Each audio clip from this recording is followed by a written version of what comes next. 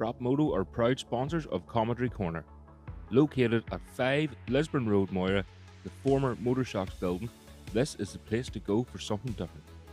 Only open 2 hours a week to the public, Wednesday 6 p.m. till 8 p.m. Everyone is very welcome to drop in and check out the weekly changing stock ranging from mopeds to fireblades. Davey from Moto is looking for all types of motorbikes, vintage, classic, sports bikes to damaged end-of-life bikes for dismantling. Also job lots of bike spares. Top cash prices paid, in particular looking for good, clean road bikes of any age.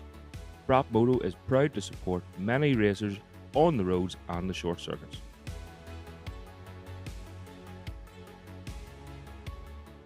Yes, thanks to all our sponsors, Moto included, and welcome to another episode of Commentary Corner.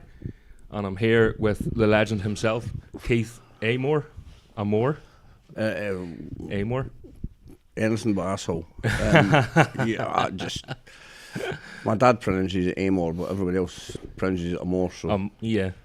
I always found back in the day, the commentators were. I say back in the day, you're not that fucking old. Sorry, I'm already. No, I am that old. Yeah, commentators going Amor, and I'm like, it's Amor. You're Amor. Yeah, but it's just It's just one of them things. It's one of those things. It never changes, mate. Yeah. But thanks for coming the whole way to Northern Ireland for the podcast. Pleasure, gentlemen. Nice to be here. I haven't actually been over in Northern Ireland since 2015. I think the last time I was over here. Is that long ago? Yeah. Jesus Christ. Yeah, because I retired at the end of 2015, so I just haven't been back. But obviously it was at Armoy. Yeah. Which was a great event. Really enjoyed that. And I was quite surprised that I must have taken over 100 photographs. I don't think anybody would remember who I was. Is that right? Yeah. But no, it was good. I really enjoyed it. Happy to. I did see you at Armoy, but you were surrounded by so many people. Yeah, I couldn't walk 10 feet and somebody else wanted a photograph. Yeah. But it was nice. I mean, it's just nice to be remembered, I guess. Bring back memories. And yeah, I mean, I had some amazing races at Armoy, everywhere actually. Yeah. But I mean, the Armoy club really looked after me, and it was just nice to go back. And I mean, it's progressed since I was. I mean, the crowds were bigger, fields were bigger. It was really good. Yeah, and it was a wee bit drier, just a wee bit drier this weekend from the last time you were at it. Was a washout, wasn't it? I'm trying to think. Last time, when was the last time I was there? In fact, it would have been 2014. I didn't have a big bike. I only raced the Super Twin for Ryan. Yeah. And the Super Sport bike. I nearly wiped out Guy Martin on that. That's thing. right. Yes. Because I was there with the... I should have done. You should have done. That was probably his last time at Armoy too. Yeah, I think it was. Would have been, yeah. Yeah, Apart from the classic. He raced the classic one year, didn't he? Yeah, he did. That's right. But it was good. Myself, Guy, and William Dollop were embroiled in a battle, and I touched a white line just before he turned to the road end for the pub and locked the front. Oh shit! And Guy was maybe 15 metres in front of me or something, and I thought I can make this corner here, but I'm gonna hit him.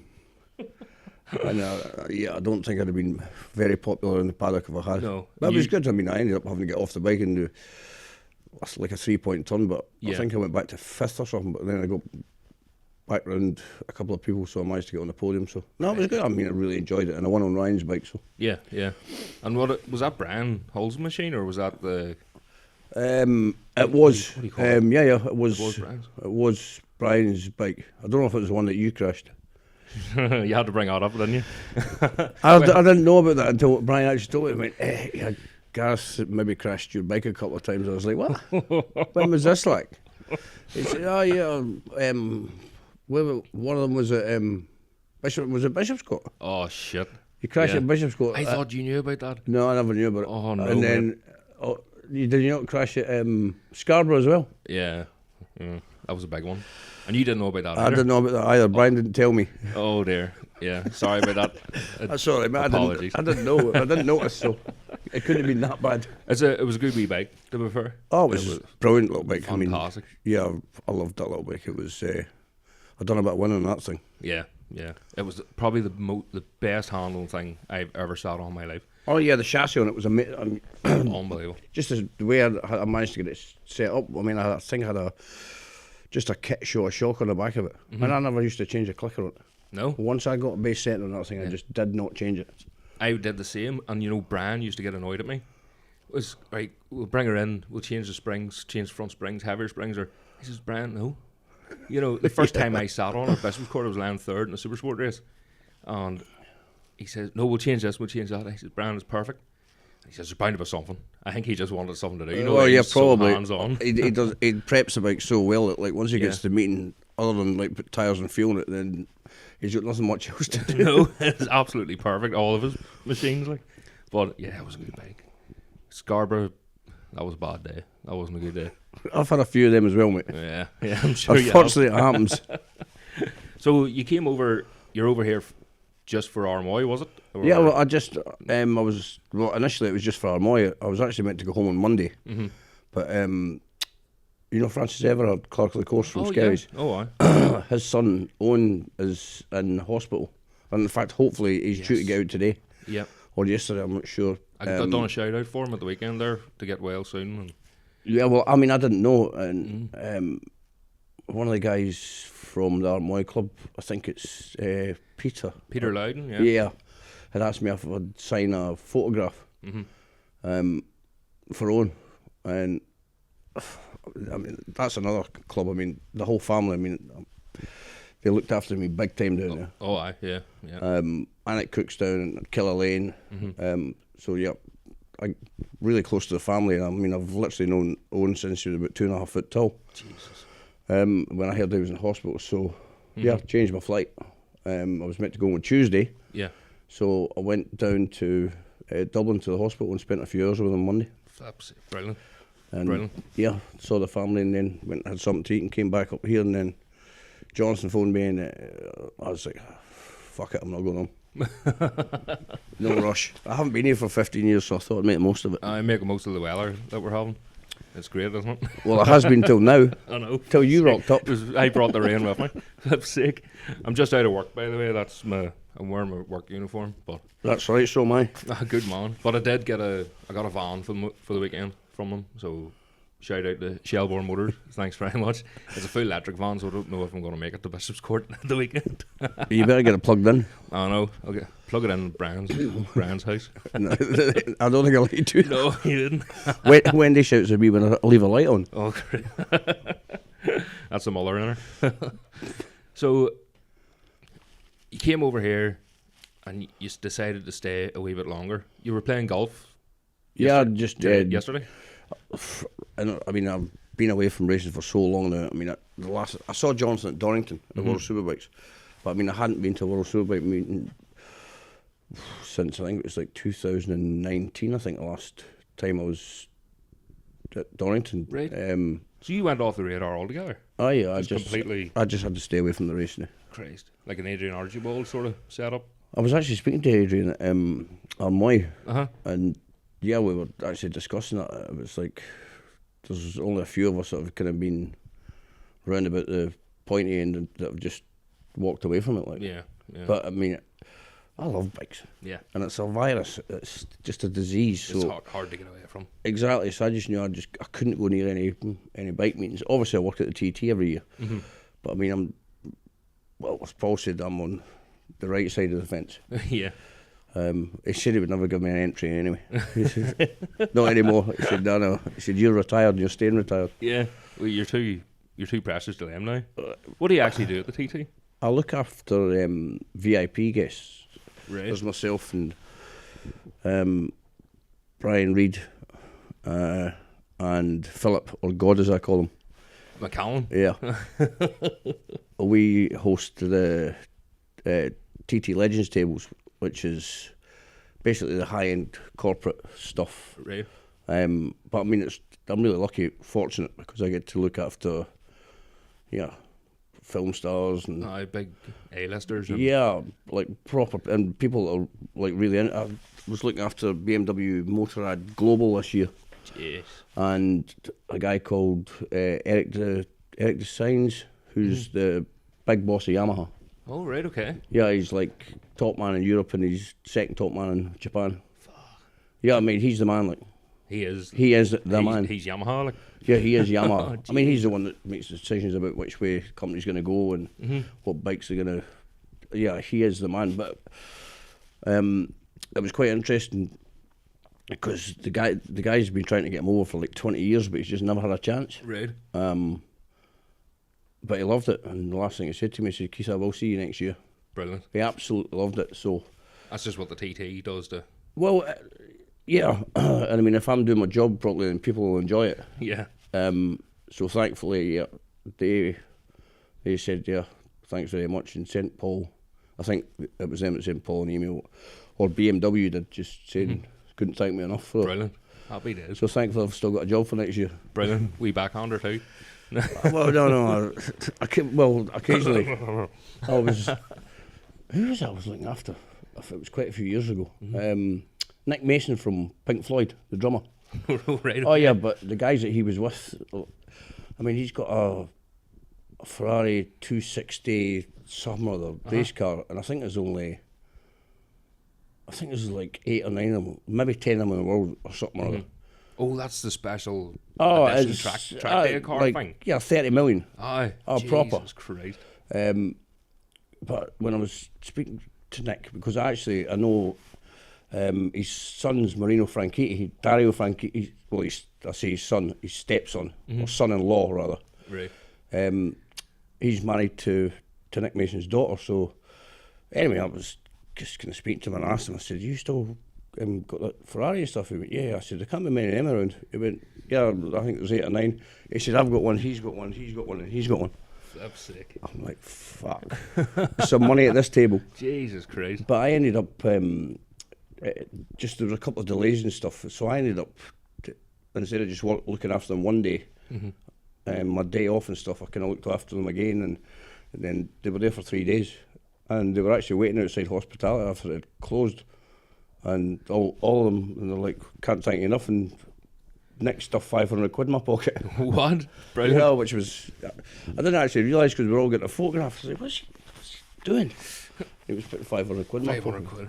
Brilliant. That was a nice busy bonus. Beer tokens? It was, yeah. Do you get to enjoy it, or do you have to be...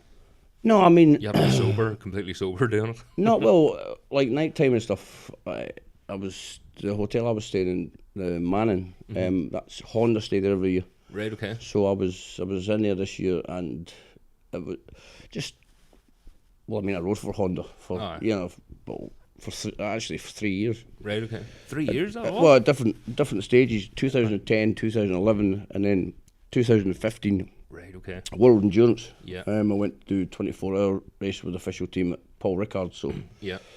Yeah, it was nice catching up there because I mean, I know so many of them, and then Neil Tuxworth, who's now retired, he brought his partner over, and they were staying in a hotel, and I got on really, really well with Neil.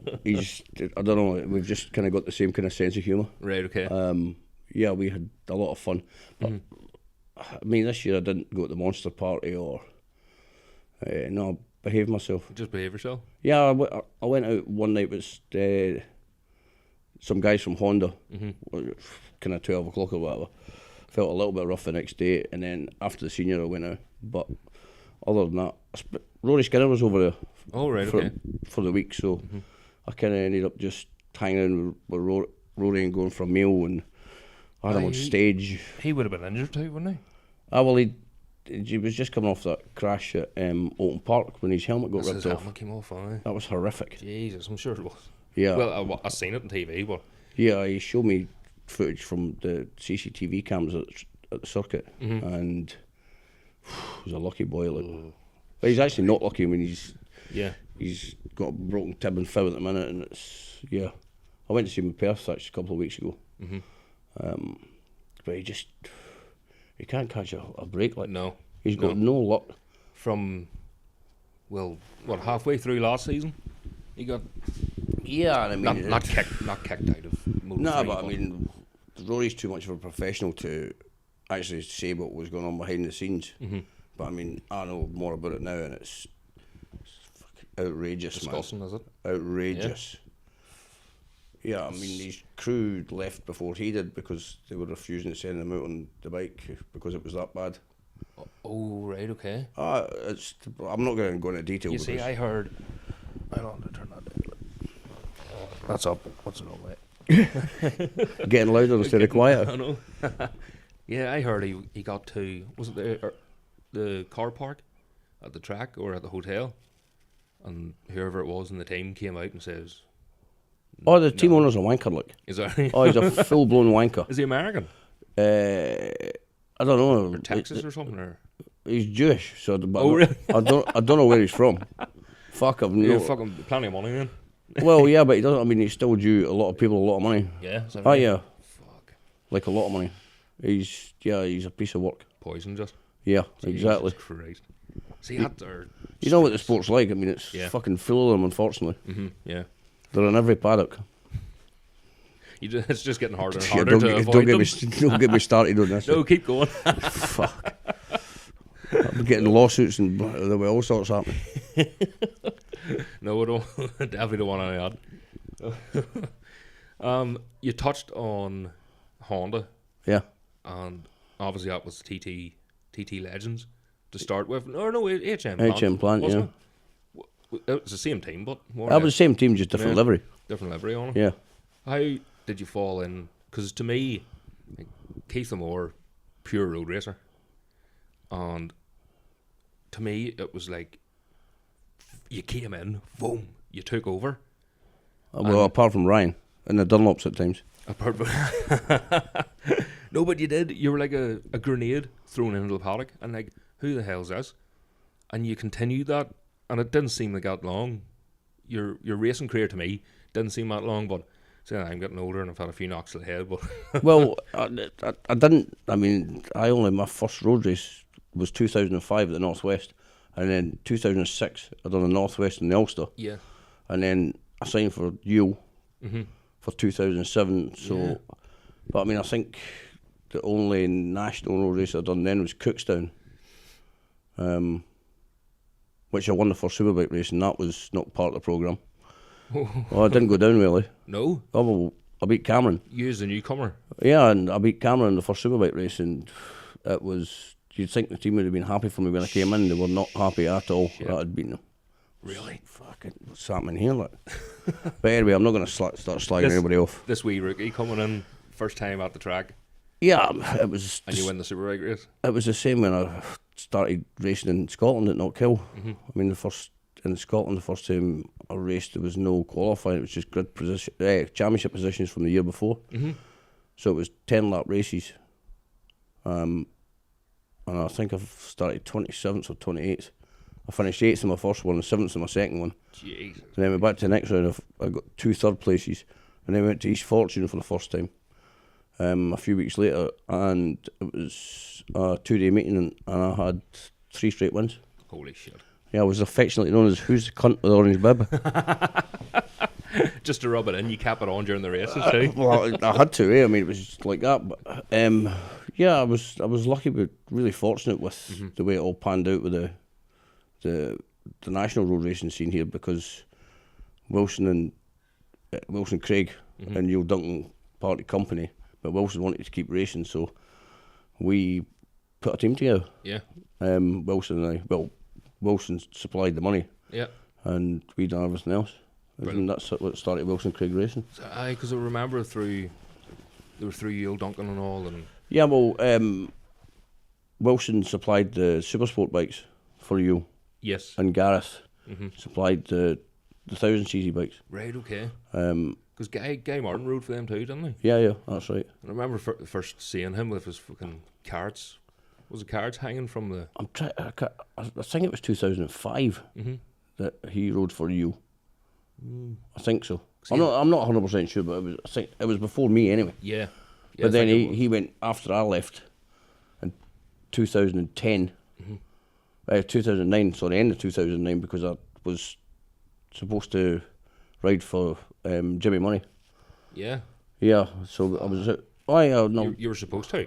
Yeah, well, I mean, I was out training in Spain and stuff. Richard Ray was actually out there as well. A few of us out there training. Oh yes, Big Richard. And I went to a couple of tests, Cartagena, and we had problems with the bikes. And then we went somewhere else a couple of weeks later, and we had the same problems with the bikes. So Christ's sake. I just said to Jimmy, I was like, is this going to be my crew personnel for the rest of the year? And that's fixed in stone. And he went, yeah. I said, well, I'm sorry, I can't do it. Like, Is that right? yeah. I said,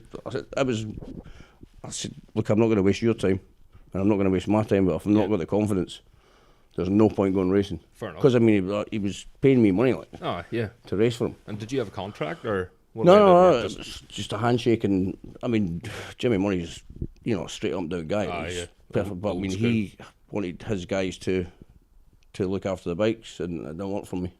Christ. So I walked away from it, and I had nothing pretty much pre-season, anything. It's actually my dad that said he should try one of those BMWs. I was like, a fucking BMW? I said, you make cars, Dad. But anyway, we ended up, doing that, and I think got the bike. It was 2010, was it? 2010, I think I got the bike less than 2 weeks before the Northwest. I think I done 12 laps at Kirkuson, then put it on pole for the Superstock race, and they went out and won it. Yeah, I was, but I mean, that 2008, 9 and 10 were my favourite years. Is that right? Oh yeah, I mean, doing the national road races was phenomenal. Oh, yeah. It really was phenomenal. We used to obviously go down to the meetings, and then I'd get back to Brian's on like Wednesday or Thursday with the race truck. Is that right? Oh, aye. You're just doing a wee tour around Well, they were very hospitable. Yeah. You can't say too much about Well, that. it was good fun. Yeah. Yeah, when you're single and that's people like you being around. You're living the high life. Well, it's a nice place to be. Yeah. You're not giving me much to play with here. I don't want to get you in trouble. Oh, you can't get me in trouble now. I'm divorced, so it's all right. Oh, right, okay. Yeah, it was great fun. I mean, Brilliant. I wouldn't change any of it. No. And the racing was great as well. Yeah. But I mean, it was almost like every other weekend we were going racing. Yeah, because I remember when I started road racing, there was like 3 months, and it was every weekend. I'm like, how do people afford to do this? Just constantly fucking, like, it was costing us probably £1,500 per meeting. I was quite lucky because the prize money was good back then. Yeah, you see, I wasn't good enough to get prize money. Because, I mean, I think it was maybe 2 or 3 races max that one of the Dunlop boys won. Yeah. It was Ryan and I that won every single race, like. Yeah. Or Super Sport or Superbike. Or Superbike. You got the big prize money. And it was decent prize money. The prize money was decent back then. Yeah. So, I mean, that paid for the racing. You get your entry. Well, I mean, I was riding for Wilson anyway, so that wasn't costing me anything to go racing. But I was able to... But you were picking the prize money up? Yeah. Brilliant. Oh, yeah, it was good times. Like. Jesus Christ. Imagine trying to get away with that now. Like. Well, there's no races anymore. I mean, the racing scene's dying out, it just breaks my heart. Yeah. But there's just not as much money around. There's not as much sponsors. It's this fucking insurance thing. It's doing my head in. It's brutal. I mean, I would just like to see. I think the only way it can survive. I was talking to Brian about this last night. As if all the clubs get together and help each other. Yeah. I genuinely only think that is how road racing will survive. I mean, I think it was like 30 grand or something for insurance for Armoy. But the thing is, if you've got clubs that are prepared to help each other with anything, especially logistics, and the fans want to see road racing, they will come. And they know if they don't buy a programme and don't put the money in, there'll be no racing. I know. And fans understand that. So you've seen that at Armoy. Exactly. I mean, I've never seen so many people at Armoy. Spectators. It was awesome. Yeah. And because of that, it'll run next year. Yeah. But I mean, we need more of that. I know. So, but if Armoy can get the insurance, then so can everybody else. Yeah. It's just single events. Yeah. But years ago, the clubs used to help each other. Used to have Yeah, you just need to weed out the bad apples. It's simple. I mean, I'd happily go along and help out. I mean, I'm fortunate in the fact that I retired the first time at end of 2011, so 12, 13, not 14 and 50, but 12, 13, and apart from COVID when we missed that, I've been working with Paul Phillips in the TT team, the motorsport team. Yeah. So I mean, I know how it all works. I mean, I've been fortunate to be part of it. You've been in the inside for a long time. And I mean, I'd gladly come over here and help out if I could. But you just need to get all the clubs together, all the club members, and sit down and see who's prepared to help out and who's not, and whoever's not, well, they won't see another road race. No, I think the problem is a lot of them are set in their ways. Like, they might be stuck in the 80s, but there's no being stuck in something if there ain't nothing going to run. I know, yeah. You're not winning. You need to change. Well, exactly, but like I said, I mean, I just think there's probably quite a lot of influential people that I could get to come and help out. But I mean, it's something I'm going to speak to a few people about, because as I say, it just breaks my heart that there's no road racing. Yeah. I mean, hardly any road racing anymore. You've got Cookstown and Armoy. The Northwest doesn't count. No. But it's the pinnacle of, like, Northern Ireland, to me, is the home of road racing. Yeah. Ireland, the whole island. Well, that's what made my career. And the history. Even it would be sad just for someone to pull the plug and go, who cares what Joey Dunlop done years ago? That's what is sad to me. The history's just going to be. But the bottom line is, like, people love it. Yeah. As much as we do. I mean, we racing and stuff, but I mean, the fans are every bit as passionate about it as we are. Oh, yeah. So, I mean, they'll come and they want to see racing, so they'll support it. It's just about getting the clubs aligned. And there'll be no issues with spectators. You don't have to worry about spectators, because, as you say, they will be there. And once the races, there's more races happening, there'll be more entries. More riders will come over again, and it'll, like another me will come along probably, and I'll clean up and piss Cameron Donald's off. And yeah, I did enjoy that. I'm sure you did. I could do nothing wrong in the team, me. So my little brother named him Golden Balls. Golden Balls. Fuck, it was funny. I nearly fell off my chair when he said to Cameron the first time. Golden Balls. What are you moaning about, Golden Balls? Cameron's like, eh? Oh, that's sick. He probably didn't have a clue what he was saying either. Yeah, I know he did, because that was his name after that. Oh, was that? Oh yeah, we called him Golden Balls. Who was this guy? Yeah, my little brother. Yeah. It was He's some crack. He started it. He used to be. He's fucking grumpy now. Is he? Oh, why? He's just grumpy. Just got old and. Well, I say he's grumpy. He's grumpy in the morning. You just wait till he's fed and watered, and then I can speak to him. But before that, I just don't even acknowledge him. Remember he tried to pull my sister here one night? Jesus Christ. There's probably many a sister. Yeah. He tried to pull. Trust me. Fuck, he was some crack, but. I actually remember it was Cookstown. And Cameron wasn't racing, but he was going out with a girl from Cookstown. So the way we had the Brian's lorry parked in the paddock, it was right next to the pub. Right, yeah. So, and my brother's, he's not a drinker, he doesn't normally drink that much. Occasionally. Yeah. Anyway, so they're like, no, it's too noisy. It's like at Cookstown on the Friday night, it's fucking pubs rocking. Yeah. So 3 o'clock in the morning. The race truck was parked there. So I went into stay with Cameron. Right. So I come back in the morning, and guy's lying in bed, still drunk, with 2 birds. Right. With 2 women. And I'm like to Brian, I say, you better get fucking out of it. Like, oh. And then the bikes and all were right. You were set up the race, like. But he'd end up like bumping into some girl who had a friend there, and then ended up on a drink, and then. The both of them ended up in the van. Yeah, they both ended up there when I rocked up in the morning. And Brian's like, you need to wait there. I said, what is it?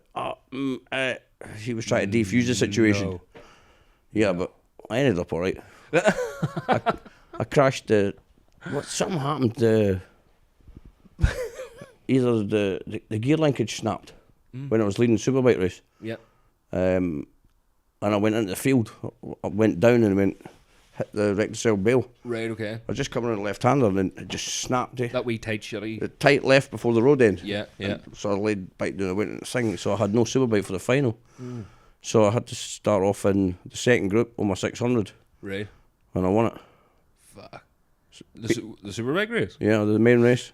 Jesus. Ryan started off in the first one, but I was in the second wave. But I went lap record, bang. Brilliant. And he thought he'd won it because he was in the first group, eh?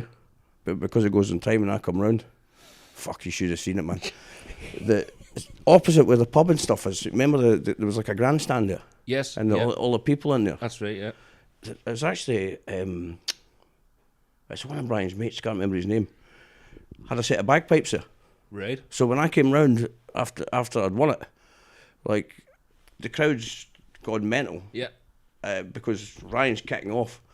And my little brother's like that at the crowd. I had to get a police escort and everything because they were going to kill him, like. Jesus. Oh, it was funny. And these pipes going? And the pipes, I flew out of Scotland, pipe, it was brilliant. Just to rub the salt in the window a bit, like? It was good crack, though. We had some brilliant times. Yeah. Yeah, so I let him off with these little Mr. Mina. Well, yeah. And who was the bird? Oh, I have no idea. Oh, you know, I thought you were going to say it was Cameron's. I have no idea. No, just, I don't know. Fuck, up with some crack window, what if it was? Cameron's bird and his her sister or something. Oh, yeah, that would have been, yeah. That's a story I would like to have. That's not that type of this isn't the type of show. So we'll talk a wee bit about TT Legends. Mm-hmm. Because that was another, like, how long did that last? 2 years? I was only in the Legend team for a year because I retired after 2011. Oh, right, okay. So I didn't race 12 and 13, but then 14 and then 15, it was just Tuxwell's phoned me up and said, look, will you come and be the backup rider for the factory Honda team? Okay. But there was no McGuinness or anybody in it now. I mean, it was like, I think it was,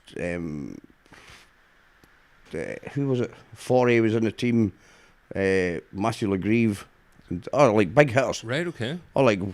World champion, yeah. They were in the team. So they just got me in as the number 4 rider in case somebody, gets injured. Jesus Christ. And that was 2015. 15? Yeah. And were you bike fit then? Oh, well, I'd been racing to 15, but it was 15 when I crashed at the TT and broke my back and my neck. Right, okay. But that was my last TT race. That was your last TT? Yeah, so, yeah, is that rain? That's rain, no? Jesus Christ. Fucking hell. Bishop's Court's going to be fun. I know. I brought a tent. I don't know whether I might get a lift home, because that electric van won't go home and back to fucking Bishop's Court, like. Can you not just put like a block bed in the back? I would blow a bed, like, but I did last year, freezing. Because Oh, is it's it? just tin. No. It's not going to be much different to a tent, like. I don't know. Take 2 sleeping bags. When they'll give you a spare. I'll see when I get there. I'll see what happens when I get there. I'm going to take a trip down with Brian on Sunday. Right, okay. Sweet. Come and see everybody. Bring your leathers. Oh, don't, man. You sound like Alistair. No, seriously. Bring your leathers. No. Why? Because Alistair's already been trying to get me on the bike. Right. Alistair Russell. The 600? Aye. Yeah.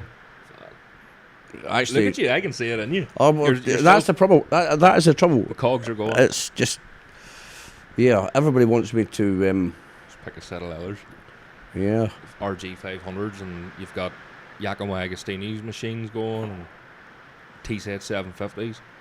Oh, I think it'll be a good meeting. Yeah. Oh, it'll be fantastic. Yeah. Would you not want to go on a 500? I'd like to go on anything. Yeah. But I just try and stay away because I know what I'm like. As soon as I put a set of leathers back on, there'll be a Facebook post that'll be coming out of retirement. Fuck. Again. Exactly. Rand Farquhar will ringing you back up. I was actually speaking to Bruce Anstey at the TT, and I'm like, how many times have you crashed at TT, Bruce? And he's like, 3. What about you? I said, 3. And I was like, do you know anybody that's crashed 4 times that's still alive? And he's like, no. And I'm like, me neither. Law of averages says, yeah, enough's enough. 3rd time lucky, yeah. Your coffee's getting cold, or tea or whatever it is. Jeez, I forgot about that. Yeah, I didn't want to set it on the table because I don't want coffee stealing. The trouble is, there's going to be video evidence, so yeah. I know, I written up. It's not that bad writing up. I'll just keep it. Yeah, so what were we talking about? Bishopscourt. TT Legends. Or TT Legends. What do you want to know? The endurance. Did you get racing? Yeah. Did you? Not in 15, but I did in 11, obviously. In 11? Oh, yeah, I mean, we raced, where was the first one? The Bordeaux. Ooh. What track was it? France. Where about in France? Mm-hmm. Where does World Superbikes go in France? I can never remember the name of it. Oh. Not Le Mans. What's the No, other no, one? I've raced Le Mans as well, but the other Yeah. one. Fuck, I can never remember the name of it. Oh, The one that... Magny-Cours. Magny-Cours, Yes, that's it. yeah. Yeah, I was I going to won't say... please myself, I got that. It was... I remember Robin Harms wiped out Jonathan in his first year in the 600. Because Jonathan would have won the Supersport World Championship. Yeah. If Robin Harms hadn't wiped him out. With Honda. Yeah, with 10K, yeah. Mm-hmm. But yeah, I tell you what, it's some kind of masochistic, fucking crazy person that invented that 24-hour racing, man. I love the thought of it, but I know Don't do it. I would die. I thought I was going to die. Yeah. Actually, at one point, I actually thought I had died. It was like 3 o'clock in the morning or whatever it was, and it was really cold. You woke up with 2 birds when you're on. No, I fucking wish. Yeah, no, I wasn't that lucky. It was really cold. I think it was like 4 degrees or something. Ooh. It was cold, and the organisers actually said if it got to 3 degrees, they were going to red flag a race until the temperature came up. Holy shit. But I mean, the French are mentally. I mean, the amount of people that camp there, and it's unbelievable. But there's just, you can smell like all the barbecues, and it's because of the temperature.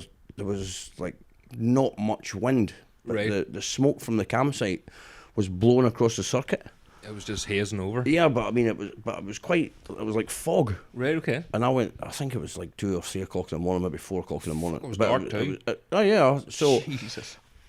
you come down, start finish straight, left down a hill, and there's a big sweeping right, and then up onto the back straight, and there's a bridge along there before you come into the hairpin with Robin, Yeah. T-Bone and Jonathan. Right.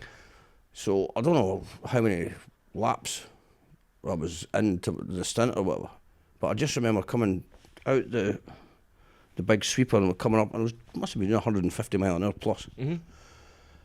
And I don't know how many bikes would be on the track, and you know everybody's got lights on, and front and back, and I couldn't see a light, Right. not a light anywhere. Out, And I'm- out on your own.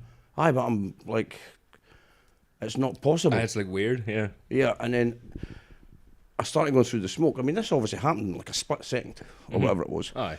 And I thought, maybe I'm dead. No, honestly, because I couldn't compute my brain how there's like 60 to 70 teams racing. Yeah. And I couldn't see another bike on the circuit or another light. Yeah. Right. And I'm like, fuck, maybe I'm dead, man. Anyway, I come through the smoke, other side of the smoke, and then there's lights everywhere. I'm like, oh, fuck. Jesus. Oh, Going into Harbin. yeah, but I was like, oh, no, I'm definitely not dead. Oh, it messes with your mind something terribly. Just you being tired. Just, and, it's the sleep deprivation. yeah. That's what killed me the worst. And eating and. It just, well, we'd had to swap hotels the same day as the race. So we had to, I mean, we were up at, it was something like 5:30 or something in the morning. Right. And then, obviously, you've got all your practice and the qualifying and everything like the day before. And then the morning, but the race doesn't start till 3 o'clock in the afternoon. So we've already been up since 5 or 5:30. Fuck's sake. And done, and like the last qualifying, everything's in the morning, and then obviously it's 3 o'clock it starts. And it's right through until 3 o'clock the next afternoon. I'll tell you how bad it was when I went home with John McGuinness in his big motorhome, and Becky and you and Maisie were there. Mm-hmm. And we'd put the sat-nav on, Right. because we had to get back, because we were flying over to the Isle of Man for the pre. I like the launch. Yeah, the sort launch of thing. Yeah. And to do some other things. So, Mhm. I can't remember where we were leaving. In fact, we ended up taking the camper to Brands Hatch because that was going to be the next round that John rode at. Right. So anyway, Becky and the kids are sleeping in the back, and John and I are in the front. And we went to the wrong ferry port. Right. Okay. We couldn't even work out how to follow the sat nav. And because you had the sat nav on. We and had you the sat nav. still- The two of us. John's driving, obviously. I'm sitting next to him, Yeah. and we went to the wrong port. Oh my god. And Becky woke up and she's like, "What the fuck are you doing?" We're just like looking at each other like, what? Oh, head gone. proper- Just lights are on, nobody's home. That's world endurance You probably racing. didn't even know how you got there. Oh no, No, when you're driving, it you was go- just a. I mean, I don't think John and I were even talking to each other. We were just like, Zombie. oh, it was outrageous, man. Jesus Christ. Yeah, I didn't. I enjoyed some elements of it. I mean, I enjoyed. I raced at Suzuka as well. We didn't race for long because we had a bike issue and we had to pull the bike out of the race. But I can't say I was sorry. Oh really? Have you been to Japan? On the PlayStation. All right. Well, yeah. It's very hot, very the sticky, heat. Ah, yes. humid. You walk out the fucking hotel and you're just wet within about 15 feet. Really? Oh yeah, back in. I thought it would have been really dry. It's really no. dry country. It's Ugh. like Macau but worse. Oh shit. Yeah. I wouldn't want to be doing that. Yeah, no, it's not. It's an amazing circuit. Yeah. I mean, I'd been before with Jonathan, when he was racing it, and I knew what it was like. But it's a whole different thing when you're on the bike. Like, Yeah. we had How can you? doctors and that. They're constantly taking our core temperature. Shit. I mean, and if I think it was 39.8, if it goes above that, that's you out. You're not riding. Yeah. But I mean, we were constantly 39.5. I was straight into That's like high. it's mental. But like in an ice bath just to try and get your core temperature down, Yeah. and it's brutal. Like, Just keep your leathers on and jump in the ice bath. yeah, the bike broke on John, and he actually had to push it for about 25 minutes. Oh, boke. He looked like a strawberry. I thought his head was going to blow off. I've never seen John. His face was bright Seriously? red. And he's fit. He was. Who, McGuinness? Uh, Bike fit. Bike fit, Oh, yeah. he's unbelievable. Like, John can just go round and round and round and round and round, Yeah. but to push a fucking bike, yeah, No with chance. the back wheel like fucking hanging off it, back to the pits for like 20 or 25 minutes, and then, because I mean, I think he was 3/4 of the way through his 55, 58-minute stint Oh, when the bike broke. Oh, it's brutal. Yeah, no, he came pushing in. You were rubbing your hands together. I didn't. Well, no, they fixed the bike and then sent me out, and then I think I only done about, I don't know, 10, 12 laps. It's a long lap round. It's over 2 minutes, but. Yeah. And then I just go box, and they're like, no, there's a safety issue. Oh, really? Yeah, something I don't know, something to do with the quick release system on the swing arm, and How did they know that whenever you were out? because they had to swap the swing arm before I went out. So they fixed the bike, Yeah. and then I went out to do my stint. Yeah. Because it's endurance racing, you just fix it and go again. Yeah. So they'd swapped the swing arm, but then they'd figured out what had caused it and what had went wrong with it when I was out doing my stint. So they didn't want to risk it happening Oh, to yes. me in case I had a big crash. Right, okay. So they retired the bike. Oh, fair enough. Oh yeah, as I say, I wasn't complaining. You were thank fuck. Yeah, that heat's fuck. It's not funny. Jesus. And that's quite a hard track to ride, isn't it? It's an awesome track, It's but fast it and is you have to- it's really physical. Yeah. Physical. Especially the world endurance bikes. I mean, it's not like riding a normal superbike. All right. Yeah, because I mean, they've got the world endurance, the big tanks on them and stuff. Oh, and yeah, right enough. they're not as light as a normal superbike because you've got, they're built to be crashed. Yeah. So they're a lot more agricultural than a bit of scaffolding than a normal swinging. superbike. It's it's hard work, man. But I mean, the experience, I really enjoyed it. But like by the time I'd retired, I don't know how many flights we'd had. I was talking to Neil Tuxworth at TT this year, like I said, and it gets to a point where you just want to sleep in your own bed. Yeah. Get fed up It's living out all of a suitcase. fucking. It sounds mega. This like airports and hotels, and you get to a point where you don't want to see another hotel or another airport. Like No. or I did.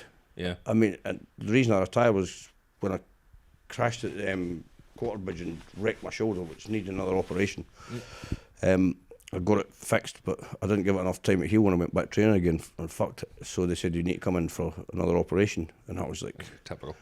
And I just thought, because Neil didn't want me to stop, Right? you know, and to go back and do the whole world endurance thing again. Yeah, get it plated. And I thought, do you know what? Nah, no.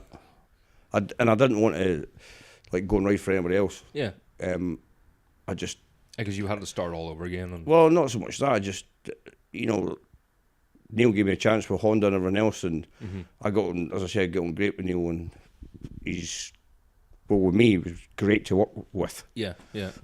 So I didn't want to, like, it'd have been a kick in the teeth to him too if I said, look, yeah, thanks very much, I'm not enjoying this world endurance shit, I'm just going to go and ride for somebody else. And then you go for another team. Yeah. Yeah, and I'm not that kind of person. No. I just wouldn't do it. So yeah, that's why I retired.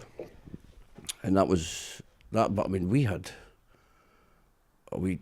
in so much trouble, my goodness, and I. Oh, really? Oh, aye. Oh, aye. Two We were testing somewhere. scandals. Not deliberately. Aye. It was, but we were staying in some hotel. I can't remember where we were testing. It was pre-season, and it was when, so it'd have been end of 2010 or beginning of 2011, and I just bought an iPad. I think iPads had just come out. Right. Okay. It was Around that era. Or they don't knock me out. So I'd got this brand new fucking whatever it was, the biggest one I could get. Yeah. And we went for breakfast, and McGuinness had a backpack which had the passports on it. I left it at the front desk, Right. and then we come out after breakfast, and it was gone. Oh shit. Yeah, it was gone.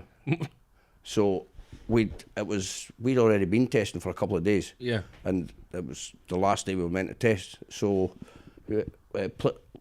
Steve Plater was in the team as well. He's a machine, That's by the right. way. Ah, yeah. He's a fucking Is he? machine at that endurance race. Yeah.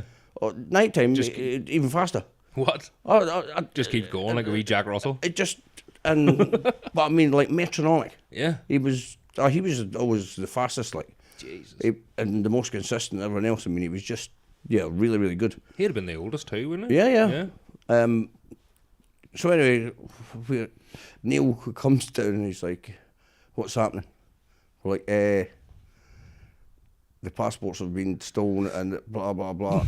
And he's like, "It's because McGuinness is telling him." Yeah. And he's like, "Well, What are you going to do about it, sort of thing? well, how are we getting home? No fucking passports." Yeah. And it was Friday. Everybody's passport? No, just mine and John's. Your and John's, yeah.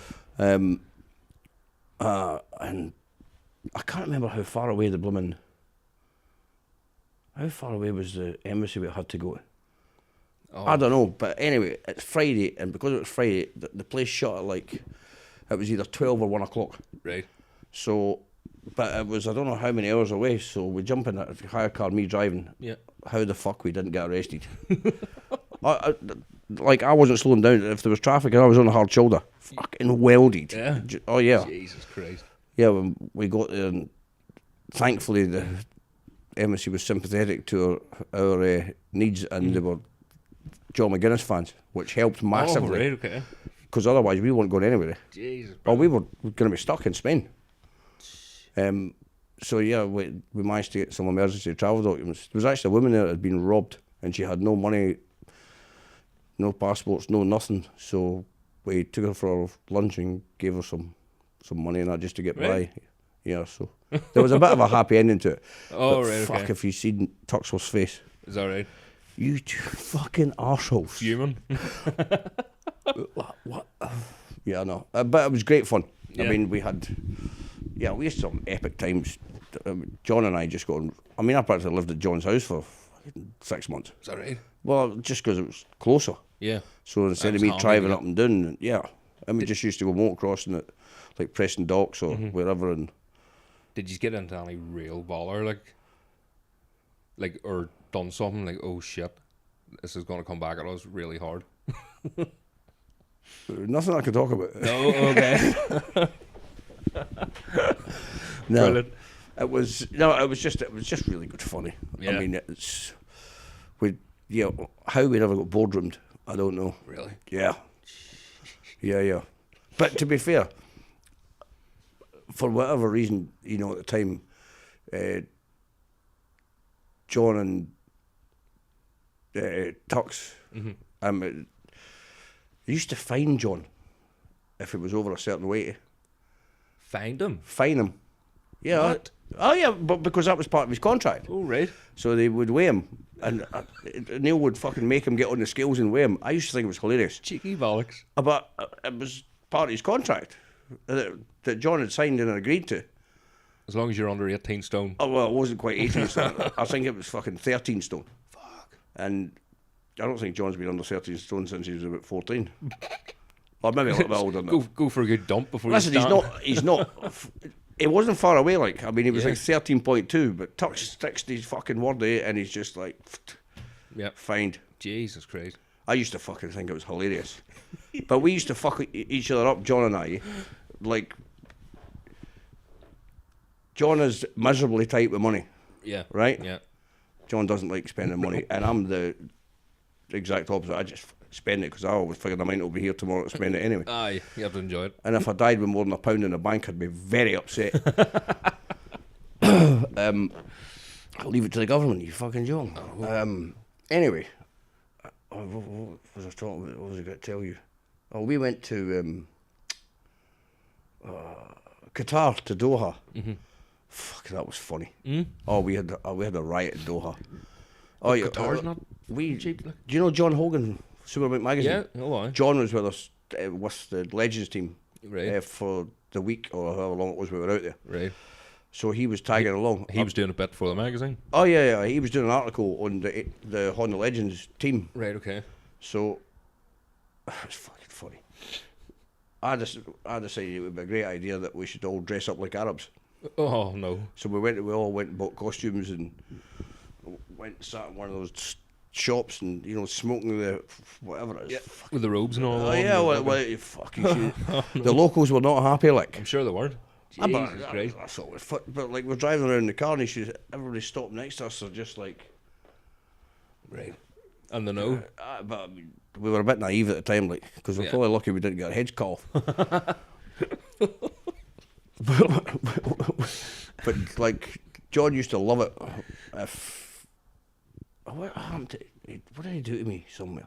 He done something to me anyway, and I ended up getting fined for it, and he just thought it was fucking hilarious. He was fined by Qatar. No, it was before this, and right. Something had happened, and it ended up costing me money. And then John he's getting mileage out of this, right? So anyway, the four of us in the car, Plater's in the back, John's in the passenger seat, and John Hogan, he's in the back as well. I can't remember if Cameron Donald was with us on that trip as well. But anyway, we're going to the circuit in this hire car. Great big long straights, and there's like a kind of roundabout, and then a great big long straight. But at the side of the road, there's like gullies for when it does rain, but they're like, it's just sand, but they're massive, big, huge, like a white. storm, Exactly, like a big storm, but it's just sand. Yeah. So we were going out towards the track the one day, and another team passed us in a car. Right. And I don't know if it was John Hogan or whatever it was. I was like, "What? Are you letting that happen?" And Plater just turned around and went, "Why did you have to say that?" Aye, exactly. So, but their car was slightly faster than ours, was he? Yeah. So, I don't know how fast we were going. We were probably only doing like 115 mile an hour or something. Jesus Nothing mental. Christ. Yeah, but we're coming to this roundabout, and I'm just like, well, they pulled away for us a bit. I was like, I'm doing these on the brakes. Like, I come in way too hot. Yeah. Through the thing, back end and down the gully. I've just got this thing fucking welded in. It's like, wow, back out the road and that. And John's just in the back, just going, what the fuck? Whoa! Like, stop. Plater's like, I told you. I fucking told you. Why did you wind them up? And then Trying to bail out. Oh, it was hilarious. You know what he done to me? Fuck, that wanker McGuinness. We were testing in Spain at Cartagena one day, and I'm in the car with my brother. Have you tested in Cartagena? No, I haven't. No.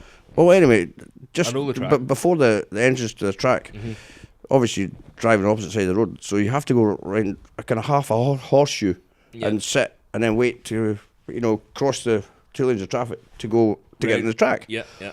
So I'm parked with my brother, and I don't know what time it is, it's 8 o'clock in the morning. There's serious traffic coming, and I just feel this dump. And my Guinness starts shoving us out on the main road. There's just smoke. You're in reverse. And then he's shoving us, his car was back, and he's like shoving us, fucking bastard. Oh my god. Oh no, but it was good fun, like. Yeah. Oh, it was like the wacky It's days. good fun now. Oh, it's no. Oh, you should have seen us go into the track. Jesus Christ. Oh, it was on like it was like something out of Days of Thunder. Oh yeah, no, we had a riot, and then John had to go somewhere to do something. He had to fly out of Qatar on a different flight to us for whatever reason. But John, probably because he wanted to stay alive. but John, I don't know, it was something to do with the flights, how we got there and stuff. The hire car was in John's name, right? Oh, so I've dropped him off, and you knew this? Oh, aye. Peep, peep. As soon as we got past the airport, there's an underpass with cameras on it. I'm just welded, eh? Yeah. Dun, dun, dun, dun. Don't give a shit. John's like, and it's like, and I'm like, he said, what are you doing? I said, it's on my Guinness's credit card, it's not. Brilliant. Oh my word. But that was He's just. getting all these letters through the post. Aye, that was just, he's like, you little bastard. Like. Brilliant. And that was to get him back on. Oh, yeah. But that was just the kind of humour, eh? That was our thing. Like, we had a great time. Did he get you back again? No, or was that... Probably. No. More than likely. Probably some night on the drink somewhere. Brilliant. We never really. The only time I remember getting really drunk with John was at a thing that not the Donington Burnout. Yes. It was like a supermoto thing, and I ended up Donington Park. Yeah, Castles. Donington Castle. Yeah. Yeah. I ended up actually racing John's KTM. I fucking beat him on it as well on his own bike. Right. Yeah, because it was a time trial until he got into the final. Yes. And I hadn't been on a bike since 2015. And I think that was 2018 that Donington thing happened. It was 18 or 19, yeah. Yeah, I hadn't ridden that long ago. Like. I hadn't ridden a bike, eh? Jeez. I hadn't sat on a bike. Yeah. So I just... You went and smoked them? Oh, yeah. I got a podium on the first day. Fucking hell. There's a running theme here. All the BSB fucking rock stars were there as well. Yeah. It was great, yeah. He's just pissing everyone off. Brilliant. Jack Barnacle was like, fucking hell. In case I never expect to see you on the podium here. I said, you didn't. Neither did I. Yeah, I'm sure it was a racking match too. It was good. It was great fun. Mm-hmm. But you had loads of time out. Where fuck you were? when? Cyprus. Yeah. Yeah. I went out on Cyprus end of 2011. Yeah. That's when. And Was that not after 2015? No, that was 2011. 2011, yeah. Oh, right, okay. I'd got a hold of Honda CRF 250Xs. Mm-hmm. And started an Enduro tour thing. Right. Oh, it was amazing. See, I didn't know anything about that. Oh, it was... I don't think anyone knew. And then one of the boys, I used to rent a house off him. Stephen Catherwood. He sent me a photo of all the bikes. He lived in Cyprus. Uh-huh. And he sent me a photo of all these bikes going on a tour, blah, blah, blah, with Keith. I'm like, what the fuck are you? Oh, it was why amazing. Is he over there? It was... well, my brother, he ended up opening a shop over there. Right. Just through another friend who wanted... It was through an old sponsor of mine, so he ended up having a bike shop out there. And it was heaven. Brilliant. It's like Britain 40 years before. Yeah. Jesus. Oh, yeah. I mean, I would have came back, to be honest. Mm-hmm. But my wife at the time, she didn't like it. She didn't want the kids speaking fucking Greek or whatever. Don't know how that could be any kind of disadvantage in life. But anyway. But, yeah, for me, I just riding bikes every day. I used to teach supercross, motocross, and do the enduro stuff. Jesus. You're busy enough. Oh, yeah. Were you doing like packages or were people just coming up? Yeah, no, both. Yeah, yeah. It was a proper setup, like a proper job. Proper thing. I had 15 bikes out there. Holy shit. But it was, and I was teaching at, there's only one racetrack, Ackner Raceway. Okay. So I used to run a road race school out there as well. Brilliant. Oh, I was in my fucking element, man. Why did you come back? Because the wife hated it. Right, okay. I should never listen to her. Certainly not fucking now in hindsight. You've kids and all, don't you, over here or back at Scotland? Yeah, Scotland. Yeah. One's 12, one's will be 10 on 28th of November. What? I know. Where the fuck does the time go, man? Jesus, mate. I can't... But then when you think about it though, I've not been here since 2015. Yeah. I mean, that's almost 10 years. I know. It's I remember they weren't. I don't think bonkers, one of isn't them it? was even walking the last time I seen No, them. well, I just removed myself from racing, so Yeah. wouldn't have been. Fucking hell. That's scary, mate, isn't it? Don't, man. Yeah, it is. It's terrifying. I don't know where the time goes. Mm-hmm. I keep blaming it on landing on my head. Yeah. I think I'm at that stage. That and the beer. Yeah, yeah, I'm at that stage now too. Too many knocks to the head, just. Yeah, I've certainly had a few of them. Yeah. What about then? You rode the BMW. Not for very long, so you didn't. Because I ended up with one of your bikes. That was with. 2010, but then in 2015 I did again. Oh, you had a. Yeah. You had a newer one. I think I spent something like 390 grand. The last year I went racing in 2015. Holy shit! Yeah. Just wanted to do it right. Yeah, well, I mean, I had a sponsor. I mean, he pretty much pumped in about 350 grand. So by the time, Oh yes, that was that Scottish yeah, gardener, was it? No, Ian Garden, yeah, Ian Garden. Oh, yeah, right. right, deluge bikes. That's right. Yes. But I mean, we had to start up an entire team, Yeah. Yeah. build a workshop, the whole, and the money doesn't last long. Like, No. You wouldn't see it, but it looked. The bikes were amazing. oh yeah, I mean, the bikes were as good as it could be. Yeah. I mean, yeah, the super sport bikes would have been 40 grand a pop. Jesus Christ. Super bike would have been 80 odd grand. Yeah. Yeah, I mean, I had factory BMW engines in them and stuff, like from the factory. Were you supposed to? Yeah, you buy Oh, them. you were. A you can BMW actually Motorrad. buy- Oh, yeah, right, yeah. okay. Fuck. Because we had the bike we had. Was it 2010 BMW? It was a sister. Yeah. Or something like that. It had These. a good EC unit. Yeah. But see the guy that's in charge of the BMW World Superbike team now, Yeah. Mark Bongers, Right. he came to look after me at the TT in 2010 after I won at the Northwest. Right. Okay. He was a technician then. Right. He's now the boss man at... He's worked his way up to. Yeah. I Holy was shit. with him in the pit box and everything in the Donington there. Smart cookie. Like. Oh yeah, switched on. But I mean, I've always had a really good relationship with Mark. Yeah. We used to like sneak off and have a pint of fag somewhere every now and again. Oh, he was a lad's lad. He wasn't a fucking. Oh no. Textbook. No. He was sounding, but smart, switched on. Aye. Yeah. You know, like when we went racing, when I retired and stuff at the TT, because he was still coming over. Right. That's Yeah, what but- you need. Someone like that is. It was just, well, obviously he was there looking after other people after me, but then I did also see him at World Superbikes when I was going with Jonathan. Yeah. Yeah. So I mean, I've known Mark for a long time. Donkey's years. Yeah. Brilliant. When I was looking after BMW Motorrad Global, the two guys that are in charge now, Sven and Marcus. Marcus is a top boy, but they've come over from Cars. Oh, right. Yeah, so So it's... they're further up there again. Oh, no, they're top of the tree. Technology-wise and Yeah, but they're top of the...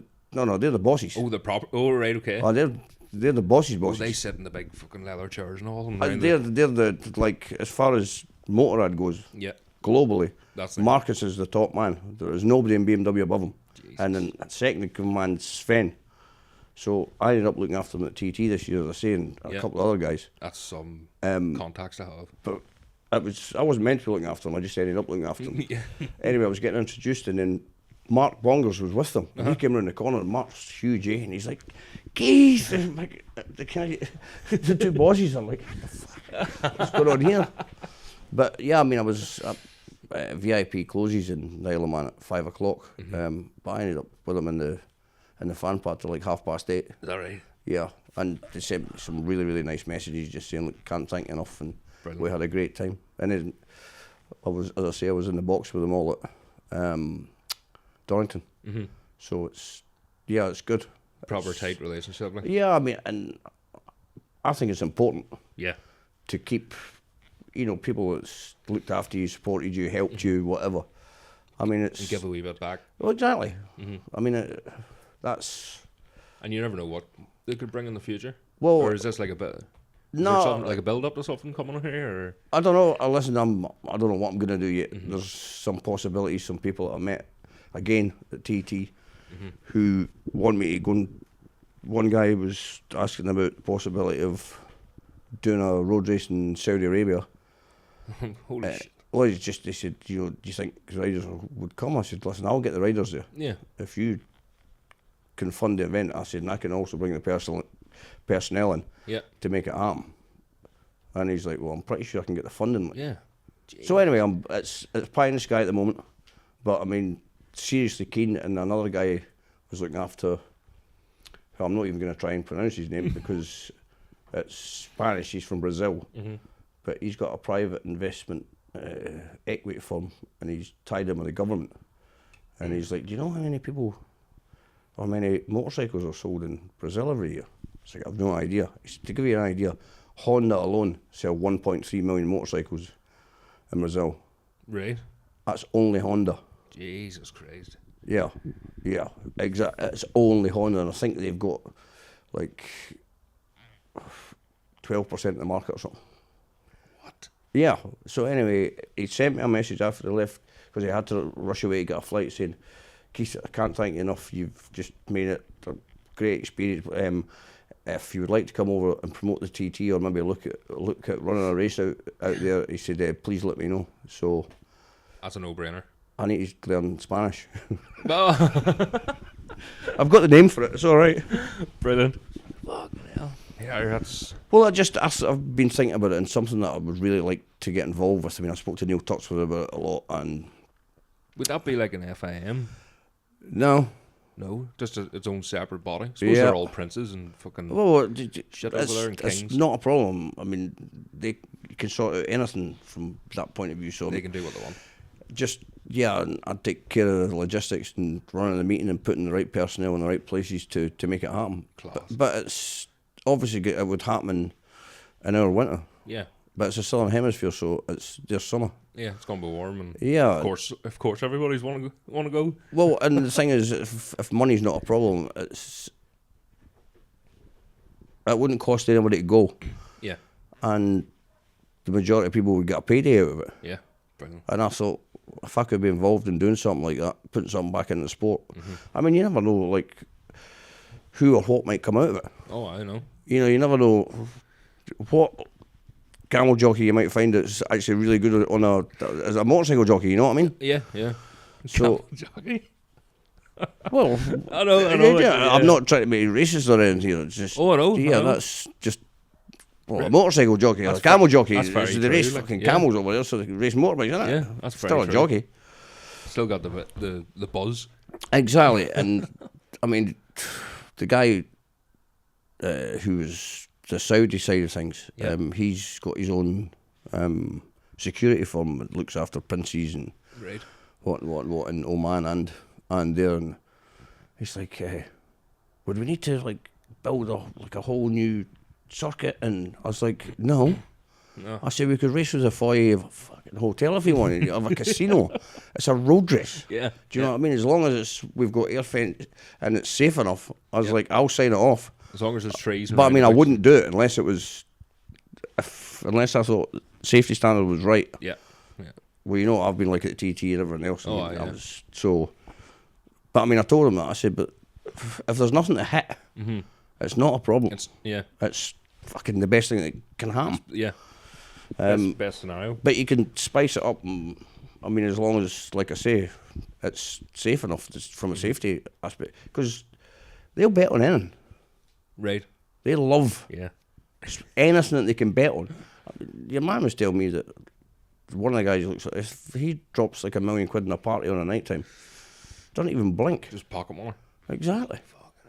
So, I mean, if they got all excited about it and the racing was good and all the rest of it, and it was popular, it would become an annual thing. Yeah.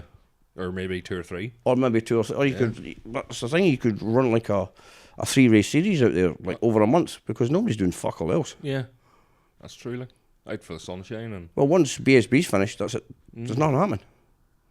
What about the sand and stuff? It's not really sandy over there. Well, it's the middle of the desert. Yeah. Remember, but what do you call it? What can I call it? Is it not really sandy? That's the best thing I've heard for a long time. No, remember the issues Qatar had? Yeah. Or MotoGP. And Yeah, they Qatar. had But I mean, it is right in the middle it's of proper in the middle of the day. It's just nothing, and it's just flat in the wind. Yeah, and it does. But I mean, They had to spray glue. They got these airplanes and helicopters and all, and they sprayed glue around a mile radius around the circuit yeah, to try and stop the sand from blowing from in. blowing over. But they have to do that every year. Yeah, And yeah. It costs fucking millions. But But they're not skinny. pocket money, like. They're not skinny. Yeah. No. It's not like you and me, like wondering if we got enough for a Chinese on a Friday night. You know what I mean? That's my plan tonight. I've just had one. Oh, did you? Yeah, Brian got me one. It was very kind of him. What's your poison? What do you mean? What do you get from a Chinese? I had chicken curry, chicken breast curry. Oh, really? Yeah, That's very. but it's fucking good curry. I had one last week. Where's that? Moira? No, up there somewhere. Don't ask me. Oh, right. Fucking, I go to one in Lisburn, Ballymacash. Fucking mint. I don't know what that one is, but it's good. Like, Is it? oh, aye. I've got a date tonight. I've got gambling tonight. Eh? Oh, have you? Dominoes. In here? No, up the road. Oh, right. Yeah. Oh, the new Dominoes at the side of the road there. No. Plain dominoes. You play Dominoes. I've played dominoes on this very fucking table for the first time last Friday. How do you play Dominoes? You know, just push them over. No. Like, hey, listen, I've never played dominoes in my life either. We don't just do dominoes. No. It's the loft. We're going to the Brian's mates. Off the main road there. I've been there, yeah. Just up there, yeah. Played darts in there. Yeah, that's where we're going tonight. So that's going to be a messy night. Like. No, it'll be. Is that Brian there? Hello? No. Somebody's there. Somebody's there. Either that or the dog's in. See, the last time I went there, I was told you're There's- just playing darts. Walk this Come on way. in, Brian. Come on in. I was just telling him that we played dominoes tonight, and he doesn't believe me. No. See, I just thought you laid them all up and you pushed them over. That's why he's coming. He's coming looking at me because he's got to make a pretty. You have to go. He is. Well, if you know where it is, I don't have to go right now. I know. No. No, sorry. If you know where it is, you can drop me off. Well, I have to pack a van. I can drop you off right now. That's up to you. It's like it depends how long you need me here. Are you not going? I can nip on up. If you want to nip on up, and I think I remember. We'll wrap it up anyway because we've been going for a brave while now. I have a van to pack for Bishop's Court. I know, but in that case, you've got a race this weekend. Aye. I don't. I've just got a nurse hangover from the night. Lucky for some, I have to behave myself this weekend again. You should retire. It's great. Retire when he started. I've retired from racing. I'm commentating now. That's not. I know. If this happens in Saudi, I'll get you out. It's not a trust he me. needs a commentator for Yeah. Saudi Arabia road race. He'll be the gaffer. He'll be running it. Yeah. You were fucking racing around one lane. I'd happily do Around that. Saudi. I know. I'd That'd be good happy. He says to me, "Is it not sandy over there?" No, you see, you missed it. He's can watch it back. he's You going to can watch edit it this bit out of here. Yeah. I'm telling you right now, he's going to edit I'm it not out. editing this one. I don't do anything. No, but seriously, fucking, that's a brilliant idea. Listen, as I say, it's pie in the sky at the minute, but I'm going to go out my way to try and find out if I can make it happen. Brilliant. And even if it's only one of them, or hopefully both, fucking why not? Yeah.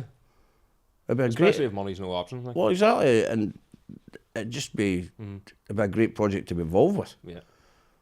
How exciting would it be? And God knows where else it would go. I might need to like become a track marshal or something. Track marshal? A Racknacell puller? Yeah, I can make the rules up if I'm running it. Yeah, just right. I can have a race for me, myself, and I. Oh no, that's Philip McCallum. What am I talking about? Me, myself, and I. You'll see plenty of Philip McCallum this weekend. Hopefully Someday not. You'll be running about. I'll work with him at the TT. You have to wear one of them pair of glasses with a big nose And earmuffs. hide from him. Earmuffs, bring your earplugs with you. Definitely. Listen, Keith, thank you so much. Pleasure, mate. You're a legend. And Brian, thanks so much, buddy, for letting us Use the shebeen. use the shebeen. Yes, it's a magical place. Plenty of memories in here. Oh, it's unbelievable. Fantastic. I could, like, when I come in here the other day, and we were going to do a darts thing and everything, I was like, fuck, I forgot what this place is like, man. Yeah, this is amazing. Oh, the memories we've had in here. Some messy ones too. Yeah, Jonathan was involved in one of them. I've actually got a picture of on my phone, which I'll show you later, after this is finished, of Jonathan and I had a pink wig on, and he had some other kind of wig on, and it was, it was good fun. Like, Send me it. Even better. I'm not I'll sending print you. it off. No. I'm not sending you. I'll show you. Fucking Jonathan will never speak to me again. Messi, on that note, we'll finish off. Thanks very much, boys. Pleasure. Yours are stars.